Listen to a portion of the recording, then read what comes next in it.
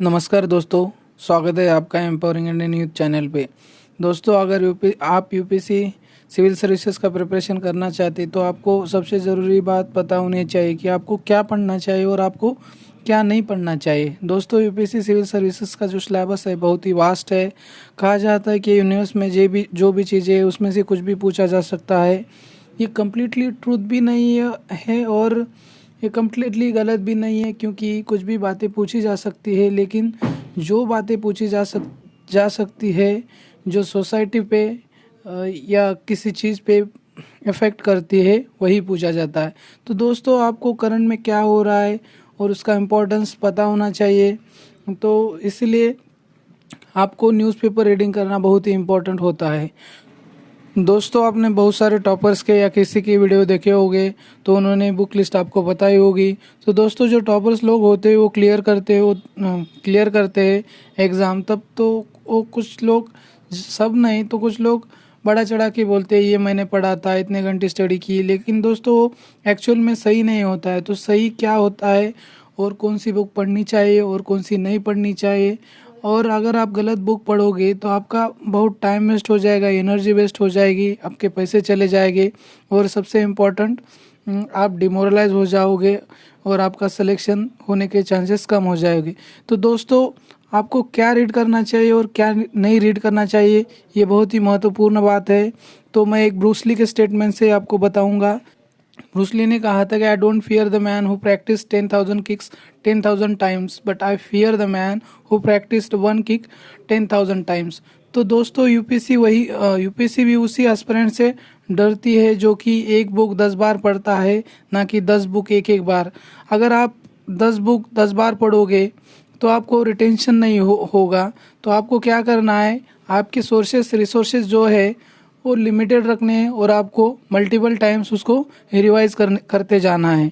तो दोस्तों, अगर उसमें से क्वेश्चन आ गया तो आपको आना ही चाहिए। दोस्तों, यूपीएससी का प्रीलिम्स का देखोगे या मेंस का देखोगे, कट ऑफ 50 to 60% रेंज करता है या 60% से के बिलो ही होता है, मेंस का हो या प्रीलिम्स का। तो आपको सभी क्वेश्चन अटेम्प्ट करने हैं ऐसा नहीं है, और सभी क्वेश्चन के आंसर करेक्ट आने चाहिए ऐसा नहीं है। लेकिन दोस्तों, क्या करना चाहिए, आपको जो बेसिक चीज़ें होती है वो सबको आती है, वो आपको आनी ही चाहिए। और जो सब बेसिक चीज़ें अगर आपको आती नहीं है और इसमें आप रॉन्ग कर रहे हो तो आपके सिलेक्शन होने के चांसेस बहुत कम हो जाएंगे। तो दोस्तों, आपको क्या करना चाहिए, पहले बेसिक जो चीज़ें होती है वो आपको स्ट्रॉन्ग करनी चाहिए, बेसिक कंसेप्ट बिल्ड करने चाहिए। तो उसके लिए आपको एनसीईआरटी, अगर प्रिपरेशन स्टार्ट करते हैं तो आपको एनसीईआरटी पढ़ना बहुत ही ज़रूरी होता है। तो एनसीईआरटी कौन सी पढ़नी चाहिए और कैसी पढ़नी चाहिए, मैंने एक वीडियो बनाया है, वो वीडियो आप देख सकते हो। तो इस वीडियो में दूसरी कौन सी बुक्स है जो एनसीईआरटी के अलावा पढ़नी चाहिए देखते हैं। तो दोस्तों, पहली बात हम देखते हैं कि पॉलिटी के लिए क्या पढ़ना चाहिए। दोस्तों, पॉलिटी के लिए एनसीईआरटी पढ़ना चाहिए, एनसीईआरटी से स्टार्ट करना चाहिए। कौन सी पढ़नी चाहिए वो मैंने एक अलग वीडियो बनाया है, उसमें देख सकते हो। दूसरी बात दोस्तों, एम लक्ष्मीकांत पढ़ना चाहिए, जो मोस्ट इम्पॉर्टेंट बुक है पॉलिटी के लिए, और उसके अलावा कुछ नहीं पढ़ना चाहिए। दोस्तों, अगर एम लक्ष्मीकांत पढ़ोगे तो आप एम लक्ष्मीकांत और एनसीईआरटी पढ़ोगे तो आपका 90 to 95% सिलेबस जो पॉलिटी का है वो कवर हो जाएगा। और दोस्तों, जो गवर्नेंस एंड आईआर का पार्ट जो आता है, वो जो मेंस में आता है पेपर सेकंड में, तो उसके लिए आपको क्या करना चाहिए, लक्ष्मीकांत की जो दूसरी गवर्नेंस वाली बुक है वो रीड नहीं करनी चाहिए।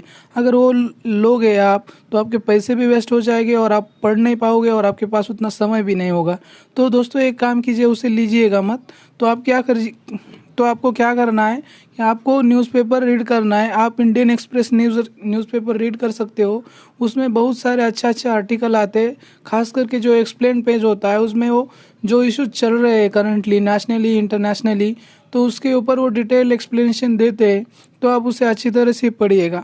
उसके अलावा जो विजन के हो या इनसाइट के हो, किसी भी क्लास के जो भी आप फॉलो करते हो, उसके मेंस के पीटी 365 आते हैं और प्रीलिम्स के भी आते हैं, वहाँ से आपका गवर्नेंस हो जाएगा, गवर्नेंस और आईआर। और ये बहुत डायनामिक टॉपिक्स है आईआर का, तो इसलिए आप इसके ऊपर ज़्यादा टाइम मत वेस्ट कीजिए। तो आपको क्या करना है, जस्ट न्यूज़पेपर रीड करना है, आपका आईआर थोड़ा बनते जाता है। तो आपको हिस्ट्री के कौन से बुक रीड करने चाहिए देखते हैं। तो दोस्तों, सबसे पहले आपको क्या करना चाहिए कि एनसीईआरटी पढ़ लेनी चाहिए, और उसके बाद क्या करना चाहिए, आपको मॉडर्न हिस्ट्री के लिए कौन सी बुक पढ़नी चाहिए, तो दोस्तों दोनों बुक सजेस्ट करते हैं। अब कुछ लोग, बहुत सारे लोग स्पेक्ट्रम यूज़ करते हैं। हाँ, स्पेक्ट्रम पे जो पुरानी वाली थी अच्छी थी, और जो अब बनाई वाली उन्होंने बहुत सारे कुछ एक्स्ट्रा चीज़ें ऐड की है, उसकी ज़रूरत नहीं है। तो दोस्तों आप स्पेक्ट्रम लेना चाहिए आपको, लेकिन उसके जो पहले कुछ चैप्टर्स है वो आप अवॉइड कर सकते हो। और सेलेक्टिवली मतलब आपको 20% अवॉइड करना है, और 70 to 80% आपको स्पेक्ट्रम अच्छी तरह से रट लेनी चाहिए।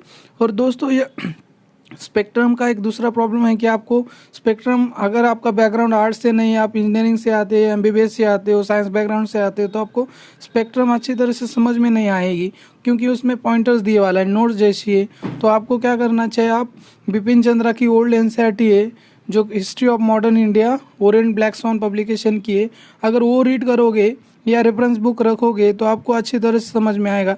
दोस्तों बिपिन चंद्रा के बहुत सारे बुक है, लेकिन जो ओल्ड एनसीईआरटी, जो छोटी वाली एनसीईआरटी है, वो ही रीड करना है आपको। अगर वो रीड करोगे ना तो आपके कंसेप्ट है ना अच्छी तरह से डेवलप हो जाएगी। वो उसमें कहानी की तरह दिए वाला है, और वो आपको मेंस में भी बहुत काम आ जाएगा। तो दोस्तों आपको स्पेक्ट्रम पढ़ना है, और उसके साथ ही साथ Bipin Chandra old NCERT as a reference बोल के रख सकते हो। तो दोस्तों इसके बाद हम देखते हैं कि आपको एंशिएंट इंडिया के लिए क्या पढ़ना चाहिए। तो एंशिएंट इंडिया के लिए आपको क्या करना चाहिए, न्यू एनसीईआरटी जो दी वाली है वो पढ़नी चाहिए। और दूसरा जो है आर एस शर्मा का बुक है जो ओल्ड एनसीईआरटी है, तो वो दोस्तों वो बहुत ही बल्कि बुक है, तो आपको पूरा नहीं पढ़ना है, तो आपको उसको सेलेक्टिवली पढ़ना है। और उसमें क्या पढ़ सकते हो आपको, जैसे कि बुद्धिज़्म और जैनिज़्म, ये इंपॉर्टेंट टॉपिक्स है, वो पढ़ सकते हो। और ऋग्वेदा और लेटर वैदिक पीरियड ये थोड़ा बहुत पढ़ सकते हो। तो दोस्तों इसके अलावा ज़्यादा कुछ नहीं पढ़ना है। और इसके अलावा जो तमिलनाडु बोर्ड की 11वीं की बुक होती है, और बहुत सारे लोग सजेस्ट करते हैं, मैंने भी पढ़ी थी दोस्तों, छोटी बुक है, उतनी बड़ी नहीं, तो आप वो भी पढ़ सकते हो। और दोस्तों जो एंशिएंट इंडिया और मिडिवल इंडिया के आजकल 2-3 साल में बहुत सारे क्वेश्चन आ रहे हैं, और जो इनका सिलेबस है बहुत ही वास्ट है, तो आपको एक सोर्स नहीं है कि फिक्स ये पढ़ोगे तो आपको उसमें से क्वेश्चन आ जाएंगे। और इतना बहुत पढ़ने के बाद भी आपको 50 to 60% क्वेश्चन ही आएंगे। तो दोस्तों आप अवॉइड तो नहीं कर सकते। तो दोस्तों आपको क्या करना है, जो इम्पोर्टेंट बेसिक महत्वपूर्ण टॉपिक्स है, जैसे कि बुद्धिज़्म है, जैनिज़्म है, लेटर ऋग्वेदिक पीरियड है, जो ऐसे टॉपिक आपको पढ़ने चाहिए और आप पढ़ सकते हो। तो दोस्तों इसके बाद देखते हैं आपको मिडिवल इंडिया के लिए क्या पढ़ना चाहिए। तो दोस्तों मिडिवल इंडिया के लिए आपको न्यू एनसीईआरटी जो है पढ़नी चाहिए, और दूसरी सतीश चंद्रा की जो ओल्ड एनसीईआरटी है वो आप पढ़ सकते हो। लेकिन मेरे ख्याल से अगर आपको पूरा नहीं पढ़ना चाहिए, आप पढ़ना है तो आपको सेलेक्टिवली पढ़ना है, क्योंकि बहुत सारा हिस्ट्री का सिलेबस वास्ट है और आपको दूसरे सब्जेक्ट भी कवर करने हैं। तो आप न्यू एनसीईआरटी तो आपको पढ़ना ही पढ़ना है, और जो सतीश चंद्रा की ओल्ड एनसीईआरटी है तो आपको पढ़ सकते हो, लेकिन पढ़े तो भी सेलेक्टिवली 1-2 चैप्टर पढ़ सकते हो। और दोस्तों आप वर्ल्ड हिस्ट्री के बारे में देखते हैं, तो वर्ल्ड हिस्ट्री का पोर्शन खास करके जो पेपर फर्स्ट होता है आपका मेंस का, उसमें पूछा जाता है। लेकिन मेरे ख्याल से आपको दोस्तों वर्ल्ड हिस्ट्री के लिए कोई बुक पढ़नी नहीं चाहिए। एक बुक है, लेकिन अगर आप पढ़ोगे तो आपका टाइम वेस्ट हो जाएगा, और आपके पास उतना समय भी नहीं होता है। अगर वो बचा वाला समय अगर ऑप्शनल में आप या इथिक्स में और अदर सब्जेक्ट्स में बेसिक जो चीज़ें करने में डालोगे तो ज़्यादा मार्क्स आएंगे। तो मेरे ख्याल से आपको वर्ल्ड हिस्ट्री के लिए कोई बुक्स रीड नहीं करनी चाहिए, या आपके पास बुक रीड नहीं करनी चाहिए। अगर आपके पास किसी क्लास के नोट्स हो तो आपने क्लास लगाया है तो वो क्लास के नोट्स आपको पढ़ने चाहिए। और दोस्तों पोस्ट इंडिपेंडेंस इंडिया के लिए आपको एक बिपिन चंद्रा की बुक आती है, इंडिया आफ्टर इंडिपेंडेंस, और दूसरी एक बुक है, लेकिन वो आपको पोस्ट इंडिपेंडेंस इंडिया के लिए कौन सी बुक पढ़ने की ज़रूरत नहीं, क्योंकि 1-2 क्वेश्चन आता है और वो आपको ऐसे ही आ जाएगा। तो इसको क्या करना है, आपको जो न्यू एनसीईआरटी है वो पढ़ लेनी चाहिए, और आपको न्यूज़पेपर रिलीजियसली फॉलो करना है। अगर इतना करोगे तो आप कुछ तो कुछ लिख ही लोगे। तो इसीलिए मेरे ख्याल से आपको पोस्ट इंडिपेंडेंस इंडिया और वर्ल्ड हिस्ट्री के लिए कोई बुक रीड नहीं करनी चाहिए। तो अगर दोस्तों कोई कहता है तो आपको अवॉइड करिएगा, क्योंकि मैं अपने अनुभव से कह रहा हूँ। अगर ये करोगे, तुम बुक रीड करते बैठोगे वर्ल्ड हिस्ट्री के लिए, लो पोस्ट इंडिपेंडेंस इंडिया के लिए, तो आपका बहुत सारा समय बर्बाद हो जाएगा इसमें। तो दोस्तों आप इसके बाद देखते हैं आपको ज्योग्राफी के लिए क्या पढ़ना चाहिए। तो ज्योग्राफी के लिए आपको दोस्तों जो एनसीईआरटी है, जो मोस्ट इम्पॉर्टेंट है 6 to 11, मैंने एनसीईआरटी का एक वीडियो बनाया है, उसमें देख सकते हो। वो एनसीईआरटी आपको पढ़नी चाहिए। और जो ऑक्सफोर्ड पब्लिकेशन की जीसी लियोंग की जो बुक आती है वो पढ़नी चाहिए। और दोस्तों जो जीसी लियोंग की बुक है वो फॉरेन राइटर है, मलेशिया का, इंडिया का नहीं। तो वो एग्जाम्पल देता है ईस्ट एशिया के। तो आपको क्या करना है, वो भी थोड़ा सेलेक्टिवली पढ़ना है। जो सेकंड वाला पोर्शन होता है उसको पढ़ना है। और उसने जो एग्जाम्पल दिए है उतने रटने की कोई ज़रूरत नहीं। जस्ट आपको क्या करना है, उसमें से कंसेप्ट अंडरस्टैंड करना है। क्योंकि जो एग्जाम्पल्स उसने दिए वाले हैं वो फॉरेन कंट्रीज़ के हैं, इसलिए आपके वो बहुत काम के नहीं है। तो दोस्तों आप देखते हैं आपको इकोनॉमिक्स में क्या पढ़ना चाहिए। तो दोस्तों आपको इकोनॉमिक्स में एनसीईआरटी पढ़ना चाहिए और साथ में एक स्टैंडर्ड बुक पढ़ना चाहिए। लेकिन मार्केट में कौन सा स्टैंडर्ड बुक नहीं है इकोनॉमिक्स में? इकोनॉमिक्स के लिए बहुत सारे लोग बोलते हैं कि रमेश सिंह पढ़ना चाहिए, कोई बोलता है उमा कपिला पढ़ना चाहिए, कोई बोलता है विवेक सिंह पढ़ना चाहिए। तो दोस्तों मेरे ख्याल से कोई बुक नहीं है। अगर आपको पढ़ना है तो आपको क्या करना चाहिए, इकोनॉमिक्स के लिए बेसिक कंसेप्ट जो होते हैं वो आपको बिल्ड करने चाहिए। या आपको एक आध बुक लगता है तो आप ले सकते हो, लेकिन वो पूरी बुक रीड नहीं करनी चाहिए। तो आपको बेस्ट क्या होगा मेरे ख्याल से, तो आपको क्या करना होगा कि आप एक कोचिंग ज्वाइन कर सकते हो, कौन सी भी एक कोचिंग ज्वाइन कीजिए। और वहाँ पे है ना आपको बहुत सारे बेसिक कंसेप्ट पढ़ाए जाएंगे और उसमें आपका बहुत सारा सिलेबस भी कवर हो जाएगा। तो दोस्तों आप देखते हैं आपको इन्वायरमेंट के लिए क्या पढ़ना चाहिए। तो दोस्तों आपको इन्वायरमेंट के लिए 12th का बायोलॉजी का जो बुक है एनसीईआरटी का, उसके लास्ट 4 चैप्टर है वो पढ़ने चाहिए। बहुत ही बेसिक चैप्टर्स है और उसमें बहुत सारे आपके बेसिक कंसेप्ट क्लियर हो जाएंगे। एक आध दो क्वेश्चन डायरेक्टली यहाँ से आ भी सकता है।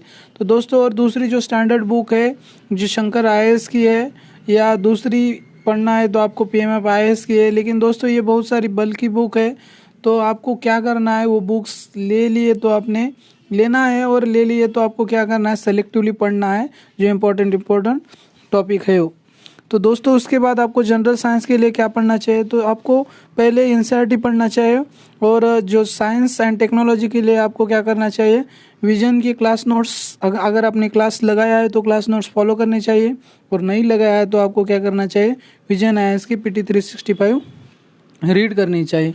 तो दोस्तों आप देखते हैं आपको इथिक्स के लिए क्या पढ़ना चाहिए। तो दोस्तों इथिक्स का जो पेपर होता है मेंस में होता है, वो प्रीलिम्स में इथिक्स का पार्ट पूछा नहीं जाता है। तो इथिक्स के लिए बहुत सारे बुक्स है, जैसे कि लेक्सिकॉन है और बहुत सारे दूसरे बुक्स है। लेकिन दोस्तों अगर ये बुक पढ़ोगे तो आपको कुछ समझ में नहीं आएगा और बहुत सारा आपका टाइम वेस्ट हो जाएगा। तो इथिक्स के लिए आपको क्या करना चाहिए, जो टेलीग्राम के पुराने वाले वीडियो मिल सकते हैं आपको अंसारी के। लेकिन दोस्तों वो पुराने वाले वीडियो देखने से अच्छा है कि अगर आप उनका क्लास ज्वाइन कर लेते तो अच्छा होगा। 5-10 हज़ार में उनका क्लास आ जाएगा।